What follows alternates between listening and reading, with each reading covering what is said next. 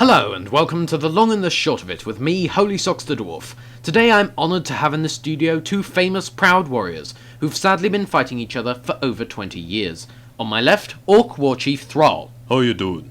And on my right, King Wrynn of Stormwind. What ho? Gentlemen, I understand you were once childhood friends. What happened to change all that? Well, called me a flippity-jippity Mr. Pernickety, but he called me a tomato. See, you can't pronounce nothing. I called you a tomato. Anyways, you started it. You called me a potato. I think you'll find that's pronounced potato. It could be either. Either. It seems to me this dispute is more serious than I thought. Can't you just call the whole thing off?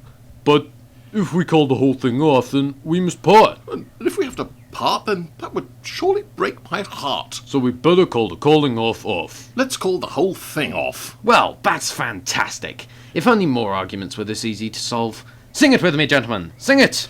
So if you like potatoes and I like potatoes, I'll say potato and give up potato. Potato, potato, tomato, tomato. Let's call the calling off. Let's call the whole thing off. So, on that musical bombshell, I'm Holysocks the Dwarf, and that's the long and the short of it. Goodbye!